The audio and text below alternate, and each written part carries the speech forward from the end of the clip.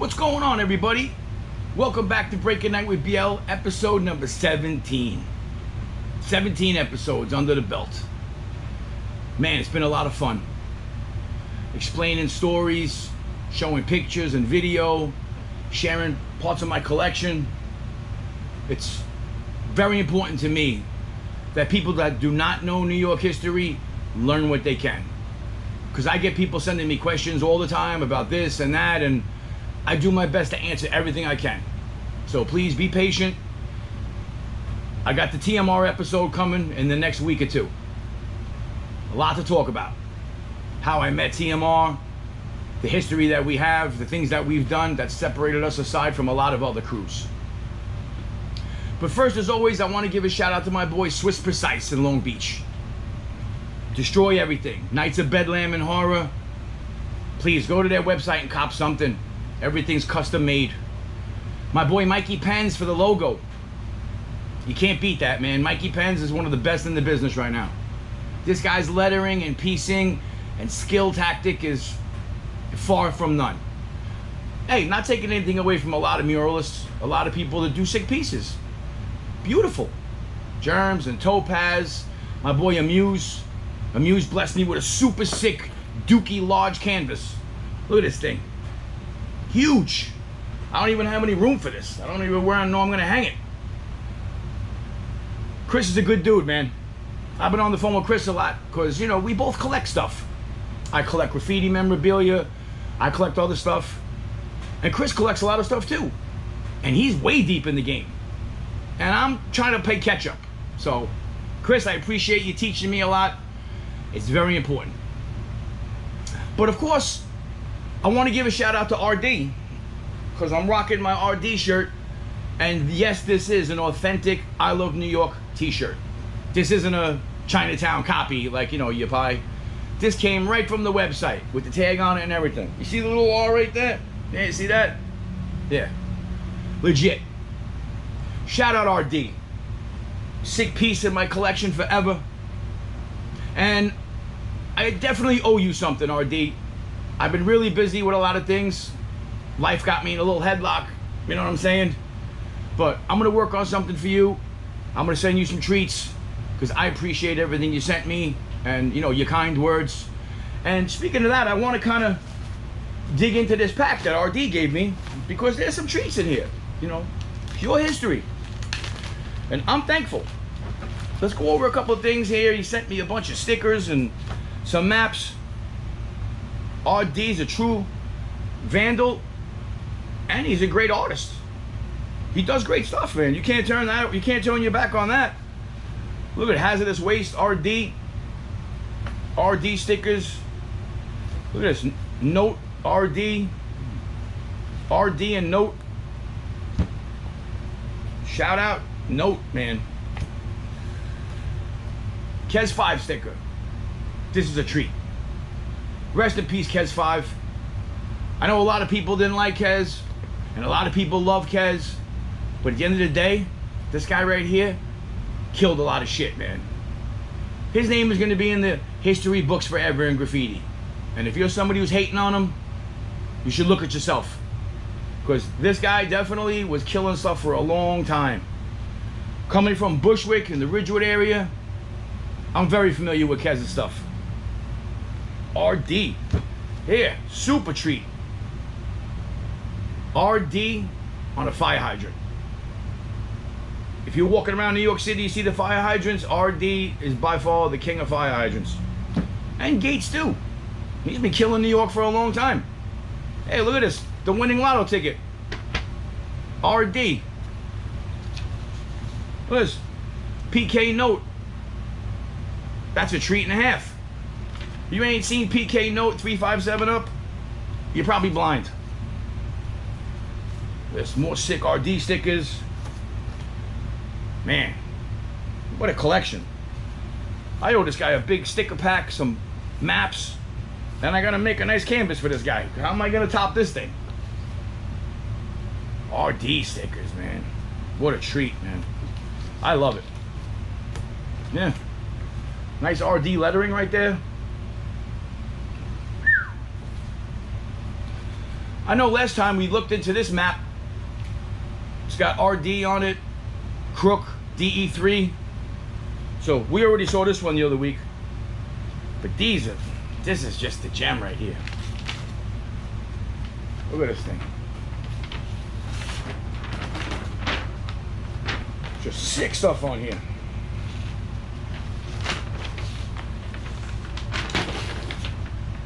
Bam. Wow.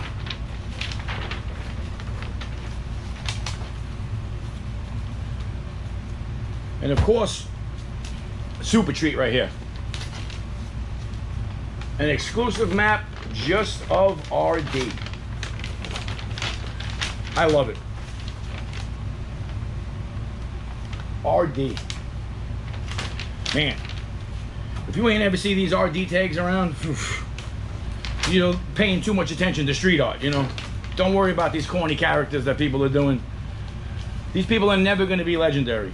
You know, trust me, when the people pass away and the history of life is gone, what's going to happen is there's going to be a big Bible full of graffiti writers, and a lot of these people are not going to be in it. And I get that. Because in our game, you got to pay dues. Bombing, racking, which is robbing paint, for those that don't know what racking means. You know, beefing, getting chased by the cops. Takes a lot. And you got to be very thorough in this game nowadays, because I was watching this video the other day, and it was talking about how, you know, this woman, she was a drug dealer. She was coming from California, and she was going to Indiana. She was flying on, you know, domestic flights, you know, in America. And a confidential informant snitched her out. The feds started following her, and they waited for her to come and fly back to Indiana, and they grabbed her ass. So my point is, there's a lot of snitches out there. A lot of confidential informants who either got busted writing graffiti or selling drugs, or they're just kiss-ass jerk-offs. And they will snitch you out whatever you're doing. So just please, be very careful what you tell people and who's in your circle. Because the snitching is real, kid. Watch out for these people. You think they're your boys and you're telling them, oh man, I'm moving this and I've been doing this, doing that. Guess what? Hey, yo, Officer Johnson. Yeah, listen, so anyway, this guy's moving this, he's doing that. Yeah, just, he lives over here. Keep an eye on him. All right, so we're good, right? I'm not gonna get in trouble? All right, thank you, bye-bye. Fucking snitches. Kill all rats, dude. That's what I say. But this is life. You gotta roll the dice and gamble on everything. But I received a package, and I want to give a shout out to Madbomr. Madbomr reached out to me when I sent him my show, and he told me he wanted to send me some stuff, and look at this packet. He made these really dope ass books. These nice pamphlet books. Madbomr, shout this guy out. He made these nice pamphlet books with things that you could write on, trains, freight trains. Look at this. Here's a brick wall and a water tower. I think this tower needs a PK note on it. What do you think? Those guys were killing it, getting all the way up there. Everyone's like, yo, how'd these guys get up there? I'll tell you how they got up there. Here we go. We got truck. We got a billboard up here. Hitting billboards, man, is no joke. You gotta climb up this whole damn ladder and this pole to stay up there. You're way high in the air. Props to those people. Got a couple trains on there. This is a treat, man. Got a couple hello my stickers on there. He gave me a whole stack of these. So trust me, as I see my boys, I'm gonna pass these out. Because people need to hit these things and post them. Shout you out, man. Appreciate the love, man. Here, Madbomr. Follow that man. Got some business cards. Treats, man. I love getting treats. Who doesn't love it? This guy's a serious dude. Business cards, books. One of a kind, man. Thank you, brother. I truly appreciate that, man. And more people should pay attention to what the hell you're posting and doing, because you're a little piece of history too. Everybody deserves to shine in their part of what they're doing in this game and culture. And for people like this that make things for graffiti people to use, I love it. I think I'll give a couple of these to my daughter, let her practice her crayons. Teach her how to do letters and stuff, you know? That's a good place to start.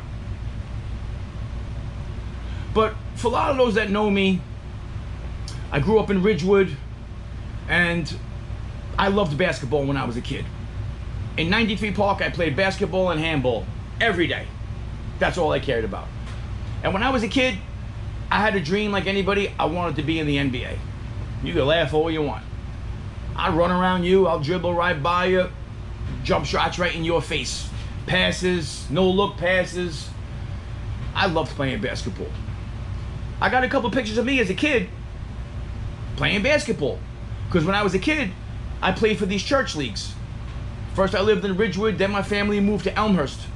And I started playing for St. Adalbert's, which was on 83rd Street, right off Grand Avenue. And that was one of the first teams I really started playing for. And then, you know, I moved on. So my mother found these pictures of me when I was playing as a kid. Check this out.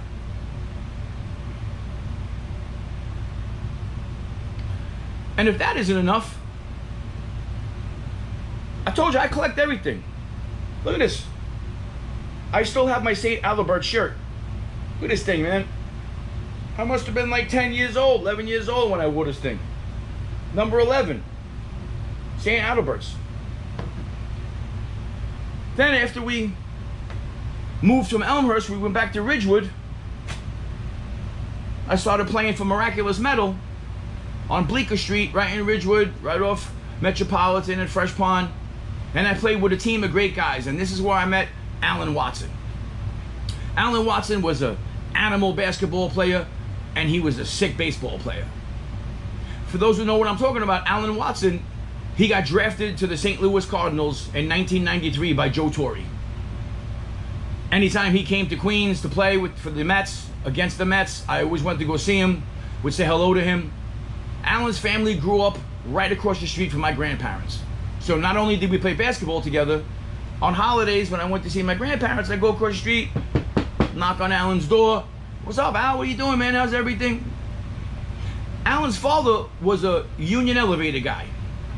And my grandfather worked for Local 1 in the union elevators. So we had a lot in common. You know what I mean? And God bless Allan.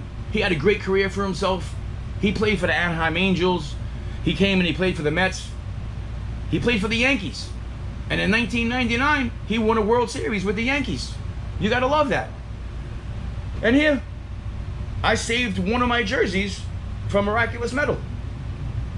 Number 44, Mirac. And the treat of this shirt is, it was reversible. So this is an away jersey, and it's a home jersey. Look at this thing. Vintage. And I've been collecting since I was 10. What the hell you know about that? A lot of y'all got a lot of catching up to do. But I have this other jersey that I have put away. I don't have it in my collection. It's put away in a very private place. Here's a picture of it. I went to Allan's house one day when I knew he was in town. I drove by his parents' house and I seen his car outside, and I stopped and went to go see him, and I asked him to sign this jersey. Because to me it's personal. I grew up with this guy. I'm so proud of Allan. He had some career for himself, and that's amazing. I had good times, man, playing basketball with Allan. And at the time when we played on the teams, we were very compatible. We both were the shooting guards, and we were very aggressive. And then eventually, Allan went to go play for the Christ the King Royals, and I was dating a girl named Jenny at the time who was a cheerleader, so I would go to all the Christ the King Royals games, and I'd see Allan playing, and I loved it.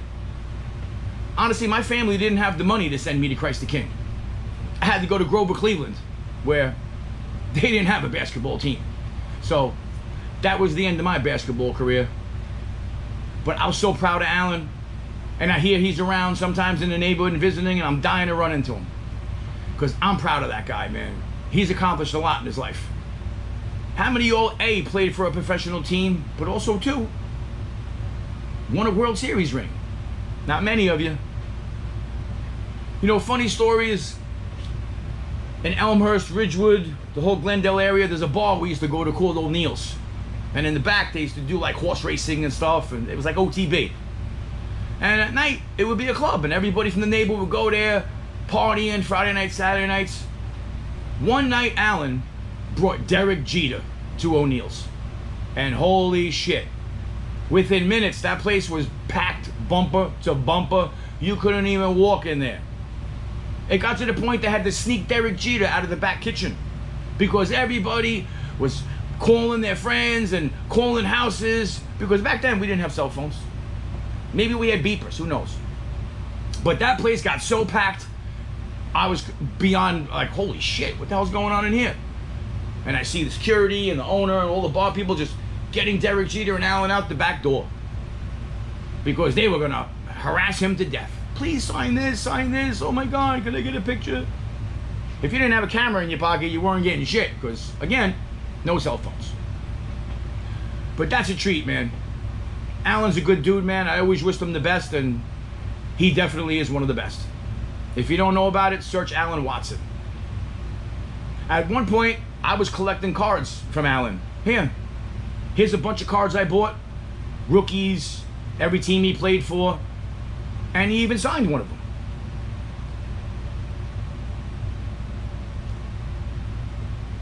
That's a treat. To me, that's personal history. I was a part of that. That's important.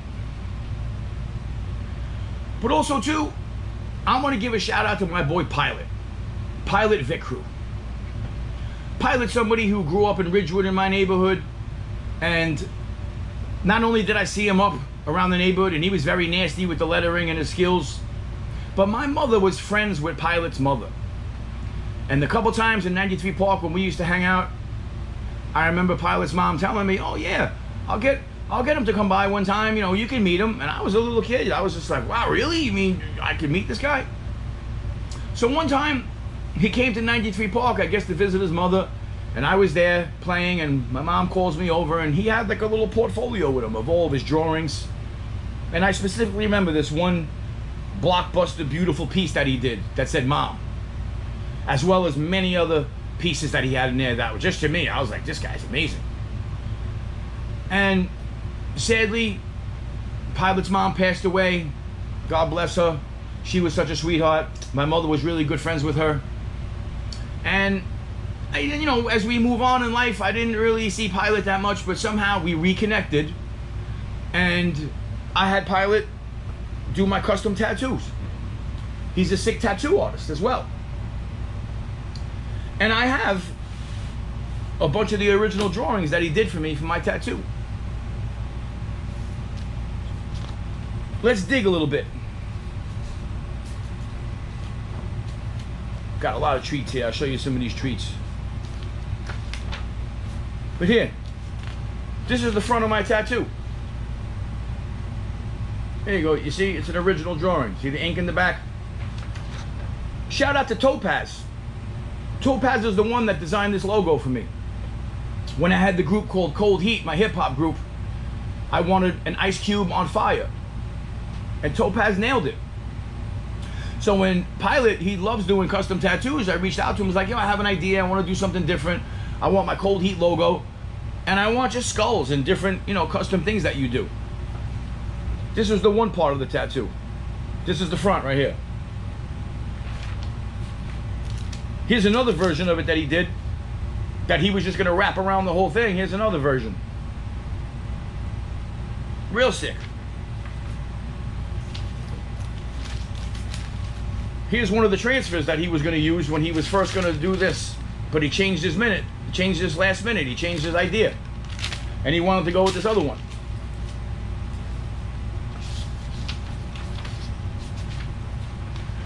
Pilot's an animal. He did some of my, yeah, so here we are. These are the two transfers that were on my arm, right here. This is the front with the Cold Heat and some skulls. And this is the back. This is the back of my arm right here. I save everything. Pilot's a true talent, man. If you're not following Pilot, you should follow him.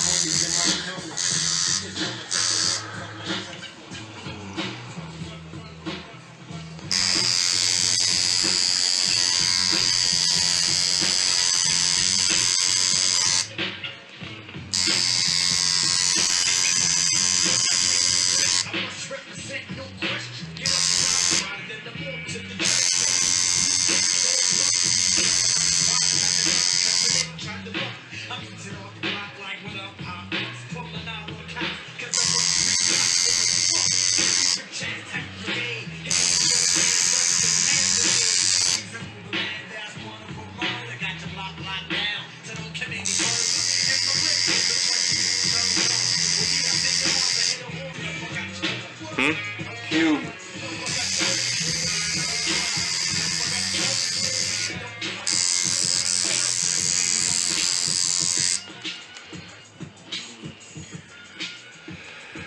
Now, where you want this blue? Just bulk it up a little bit. Yeah, okay. You know what I mean? So there's a little less white in the middle. Leave the whiter in the middles and like do the outsides and the insides like you were doing. Like, I'm just gonna make it fatter. Yeah, exactly.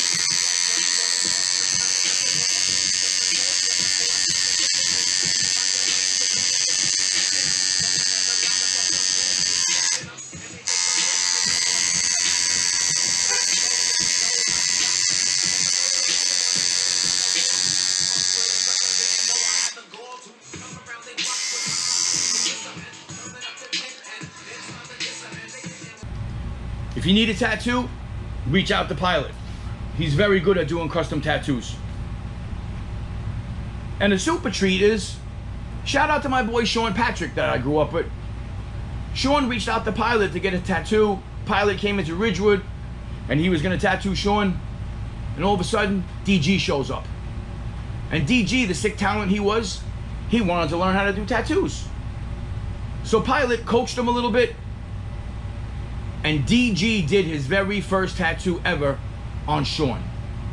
He did it in graffiti letters, James, on his arm. And that's a treat. The only one in the world with a tattoo from DG. That's a true treat. And I wish only Jason would have got to live longer, because who knows what he'd be doing right now. With his skills and his talent, how fast he was, and his blending and his lettering, he could have been a really sick tattoo artist. I definitely would have let him do something for me, because I don't have a lot of tattoos. I got this on my arm and I got something on my leg that I still need to get finished. So Pilot, trust me, I'm coming to get you. There was a point, you know, when I was doing all this street stuff and all these ideas, Pilot, I call him the Bob Ross of graffiti, because he knows how to draw and lettering, and he knows how to work the brush to do lettering and backgrounds.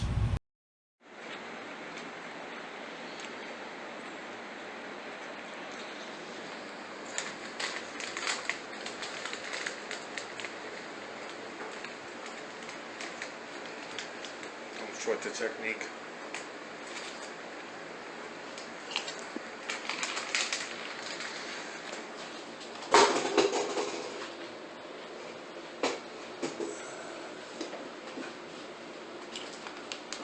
I'm gonna make your artist name Rob Ross. Yeah. Alright? Look at the pretty little clouds. Yeah, God must have been in a good mood when he made this happy God little was in a cloud. good mood this day. When he made this as a little cloud. Yo, I swear, I can't front. I watched that dude. I watch that motherfucker every day. It was so and learn intriguing. how to do- Everyone watched him. I It was watched so intriguing to watch My him go. brother used to come in and say, yo, you can't put that motherfucker on mute and just look at what he's doing. I'm like, no, motherfucker. Dude, half of the thing is when he's like, hi, So I came to Pilot and I says, I got this idea. Me and you, this is what we're gonna do. I went and I bought a bunch of huge mirrors. And I went to Pilot and I says, look, this is what I want you to do. I have some ideas and I'm sure you have your own. I want you to do some backgrounds on these mirrors, but I also want you to leave the mirror plain. So when people hang it and they frame it, you could still use the mirror, but it also has images around it. And we called it the Reflection Collection. I had him do a couple of sick pieces for me. I have them put away in my attic with a lot of my other art. And he was just a pure talent, man. So don't sleep on Pilot, man. This guy's well-dimensional and many things, man, and I applaud you, dude. You are definitely somebody who you should be just stick to your talent and do what you got to do. Here's funny other stuff in here. This is a treat. A long time ago, Zim did a show in the Bronx with Nick 707 and Lava 1 and 2, rest in peace, had this big show, and we all went in there, and I was with Tracy and Nick, and Cap was there, and Nick 707, and all these guys were there, and I got a bunch of pictures of everybody. I have so many pictures of things you wouldn't believe it. But one specific thing I saw that made me laugh. Lava did this thing on the wall, and he wrote, "Please don't write on the walls. Thank you." And who writes on the bottom? Tracy 168, you're welcome. This is abuse right here. I couldn't stop laughing to myself. And when the night was over, when everybody was leaving, I peeled this right off the wall and I saved it.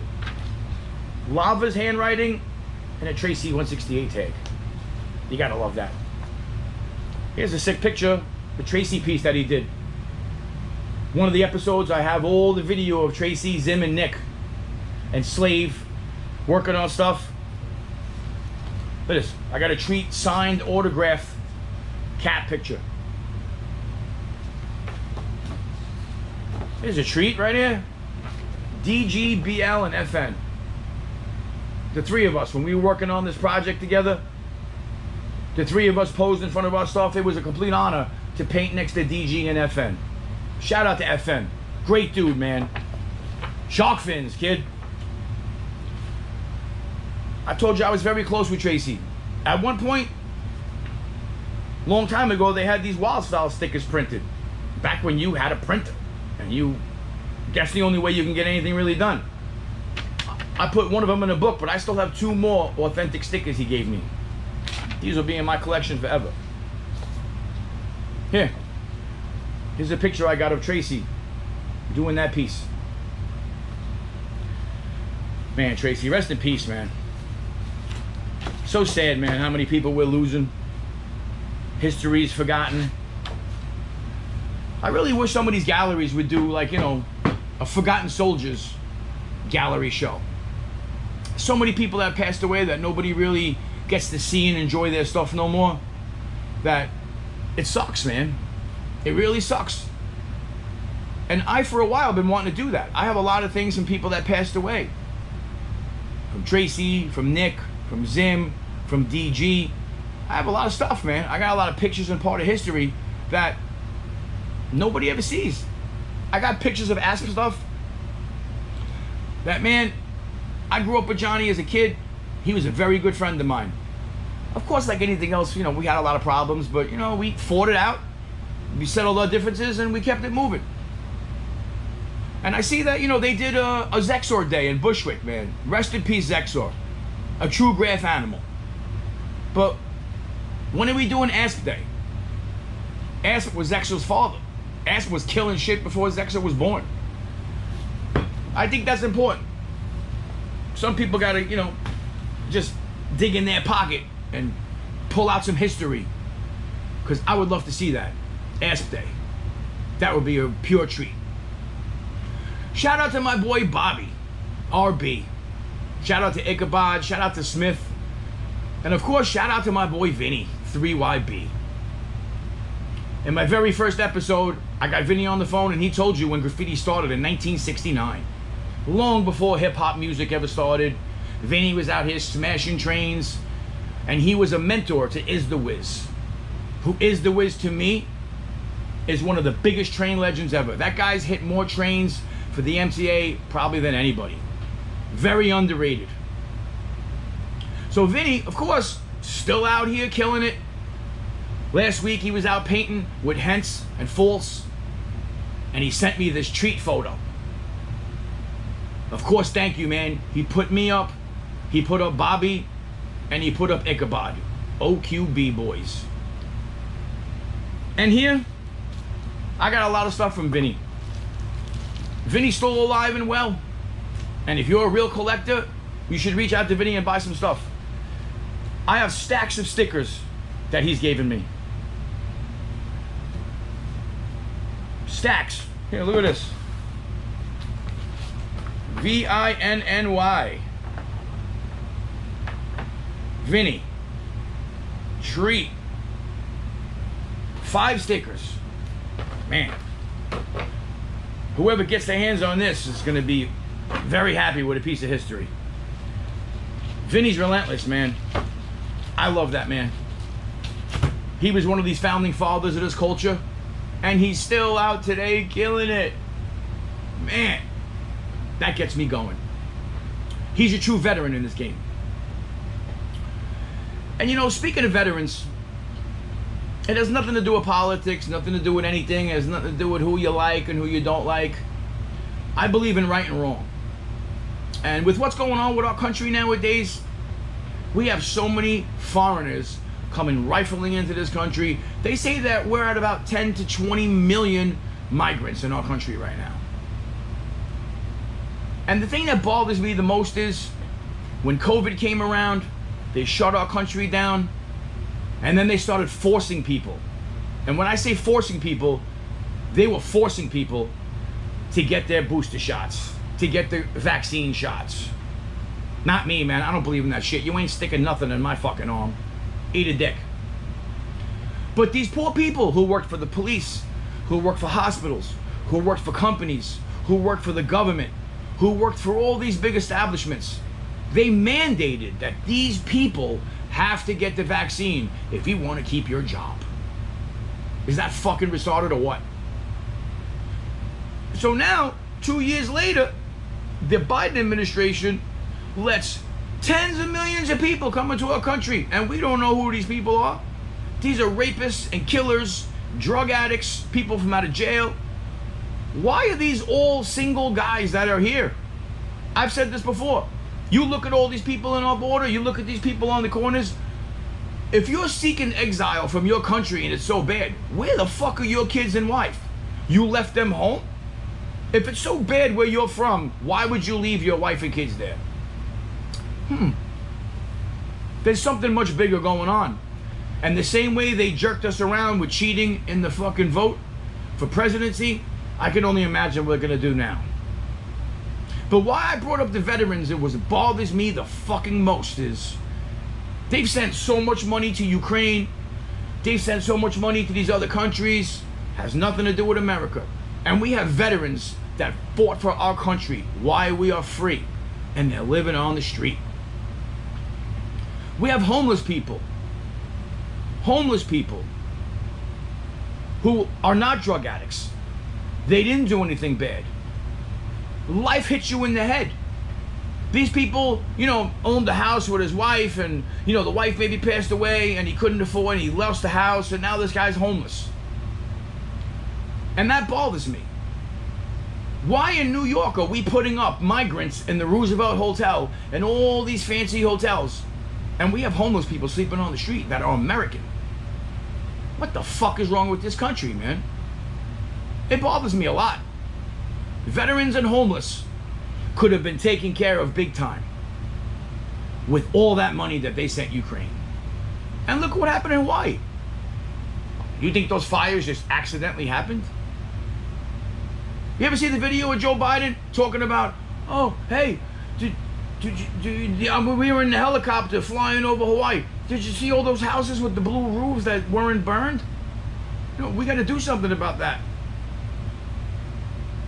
I mean, again, I don't care who you like and who you don't like. The government was formed for the people. The government's supposed to be working for us. But somehow through history, they started fucking us up and getting us to fight with each other. The rich against the poor, the black against the white, money against food stamps, you know, whatever, man. But it's fucking bullshit, man. And I'm hoping one day that everybody will just realize that we all are human. We live in this country and we have to take care of ourselves because no one's doing it. With the money they sent out of the country, they could have cured all homeless the whole country 8 times over. Veterans could have all had a house. You think I want to go to another country and fight for my life and come home missing an arm or a leg and I can't even get benefits?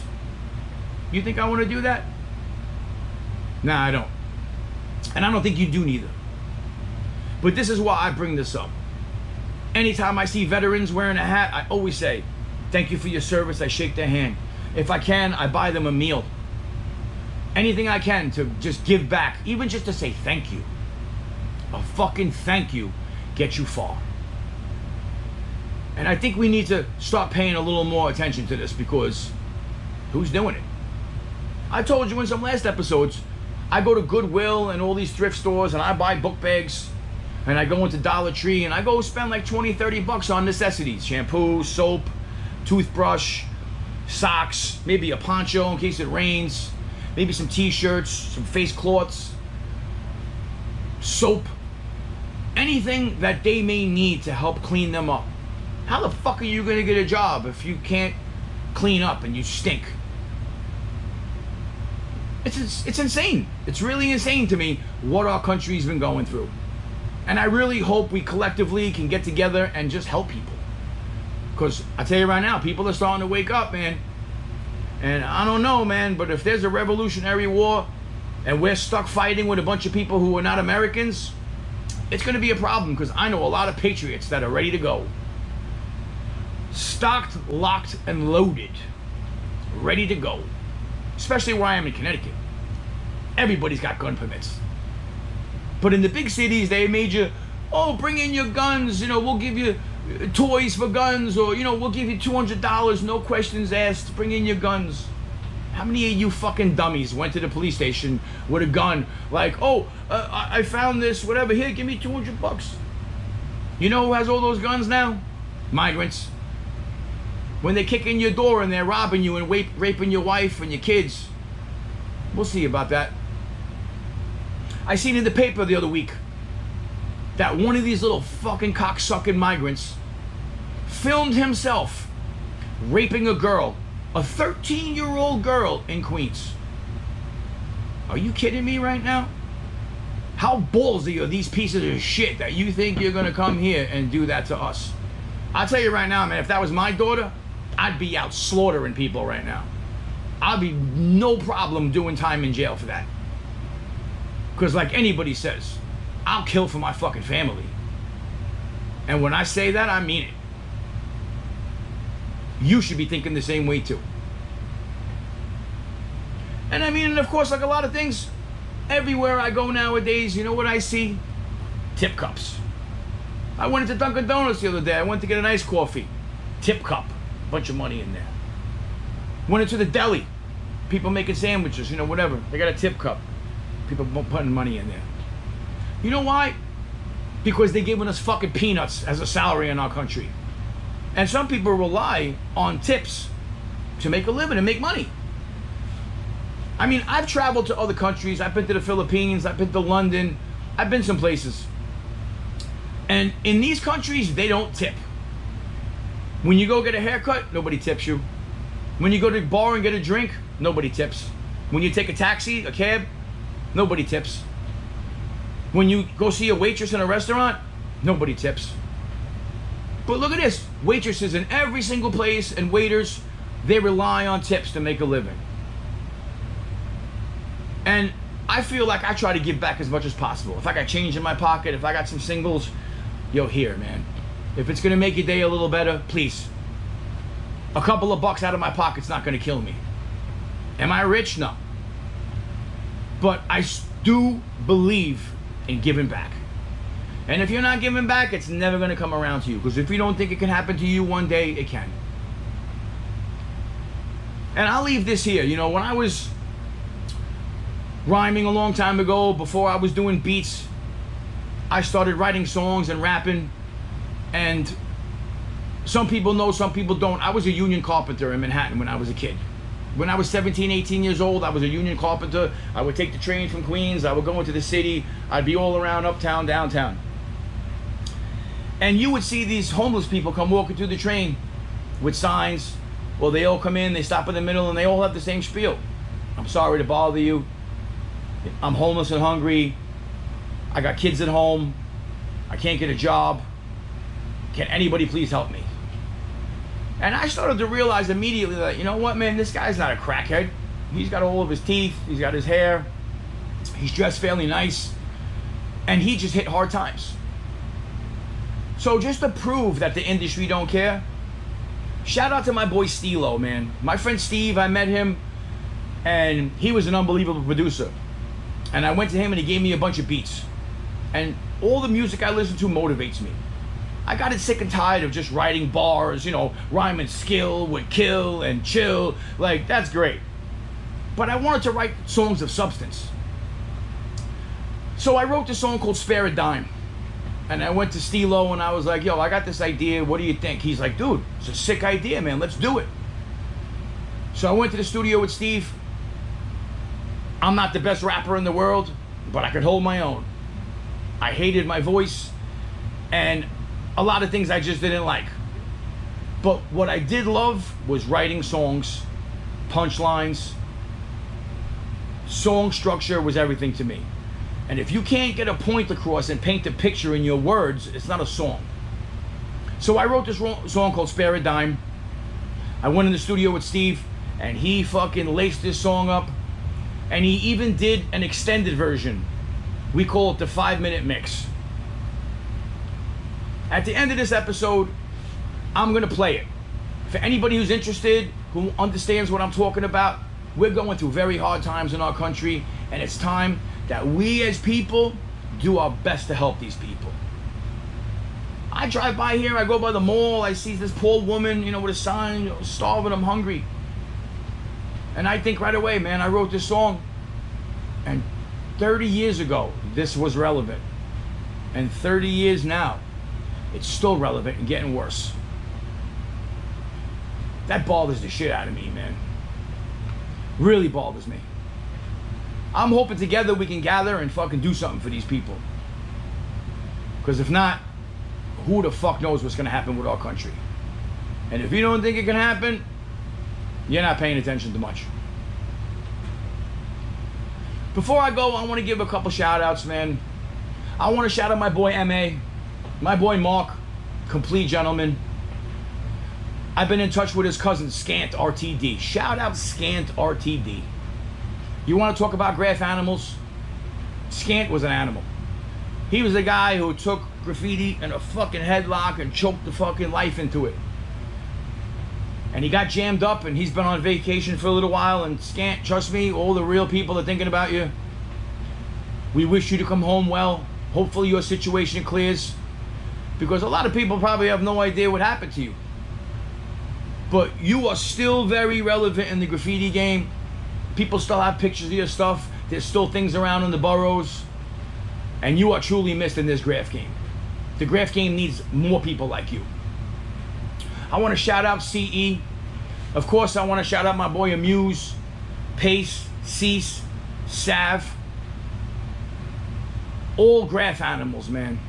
All people who were just, it was just a hobby, but then it became a real sport.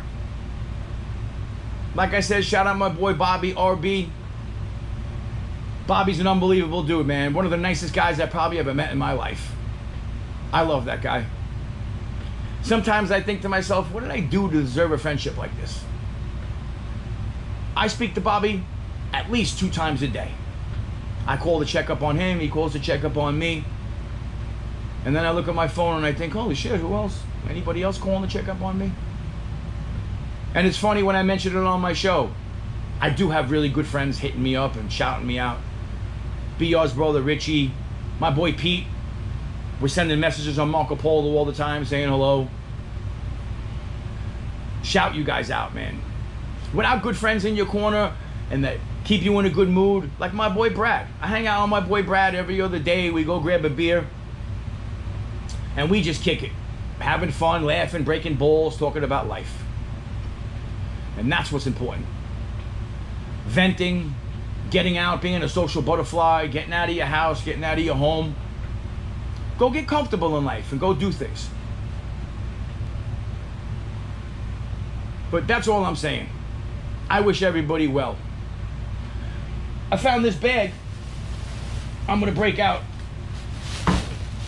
This bag right here I had put away and I put it in plastic because I didn't want nothing to happen to it. This is all like Treat Street stencils and things that we've had BL1 stencil I used on one of my canvases. Another BL stencil. Look at this. A Muse. I got a Den. Another Den. BL. This whole bag is full of stickers and maps and treats. Treats galore. Yeah, look, Treat Street. Sick. Real sick. I'm gonna have to go through this whole thing, man. There's a lot of treats in this thing. I got envelopes of stuff in here. Unbelievable. Look at Stu sticker. Man, king of the treats, man. Look at this. Shout out Hojo and Bao. Man. The homie Pace. WDD, man. This is nothing, man. I'm just skipping through this stuff. Of course. Oh, man. My boy Logic. Shout out Logic, man. Logic and Catch. I told y'all, some of the first writers that me and Doro ever met. And I'm going to talk a little more about Doro. Doro was unbelievable. Died at 15 years old, man. Man, do I have a lot of stuff in here, boy. Wow. Look at this. What do we got here? We got a Brooklyn map. I wonder what this is here. Oh. Shout out to Deck Vic Crew. If you all don't know about Deck, man, DE Deck Vic Crew, I said before, was a big mentor of mine. I learned a lot of stuff from Deck. And I'm by far one of the first people to ever get canvases from him, stickers. I had him do some maps for me.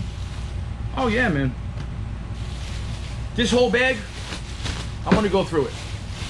Trust me, I got a lot of stuff to show. I got boxes of stickers.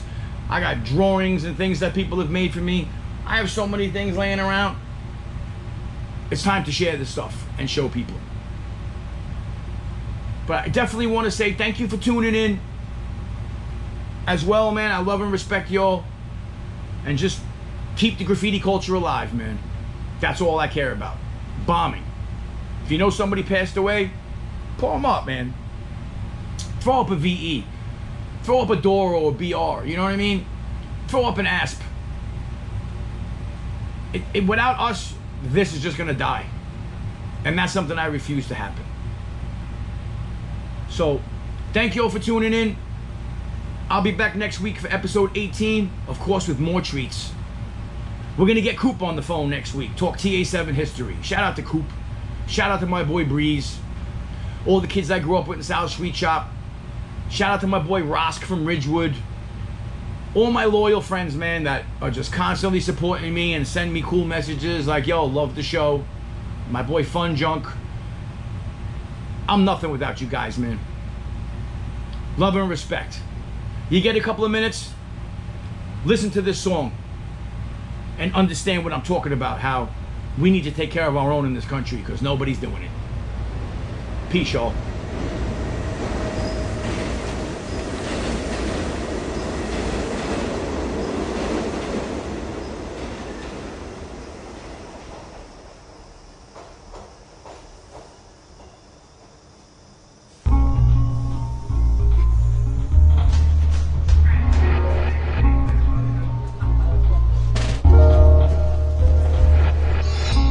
Your attention, please.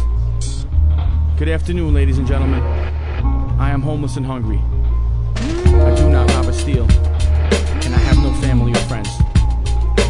If you could find it in your heart to give any spare change you may have, so I can get something to eat, I would be deeply grateful. But if you don't have any money, I'd love to see a smile.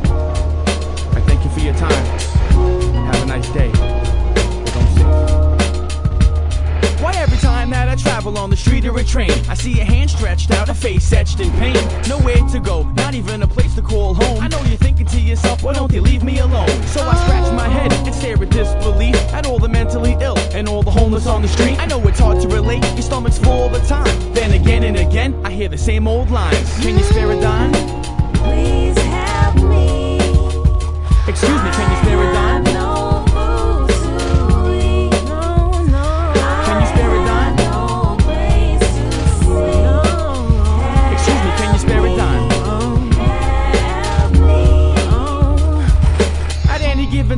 could be you or me, and you don't have a clue to what it's like sleeping on the streets. I ain't frontin', there were days when I ain't had nothing. Not a nickel to my name, nobody's showing lovin'. Times are hard and it's a fact, we gotta stick together. We gotta make some kind of change for the better. There's a difference between a homeless guy and a drunk.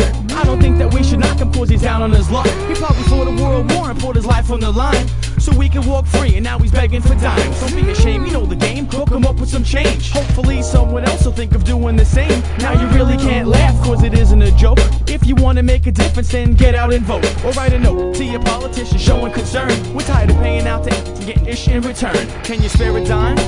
Please help me. Excuse me, can you spare a dime? No food to eat. Oh no. Can you spare a dime? No place to sleep. Excuse me, can you spare a dime? Help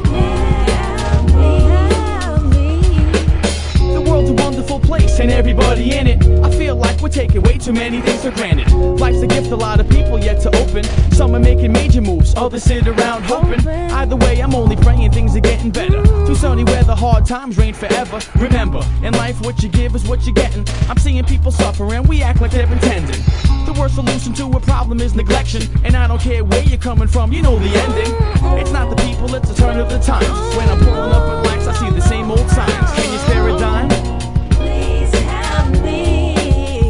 Excuse me, can you spare a dime? No food to eat. Sir, can you spare a dime? No place to sleep. Ma'am, can you spare a dime? Help me.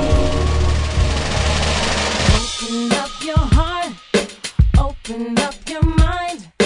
Free is what you are. Love is what you'll find. Open up your heart. Open up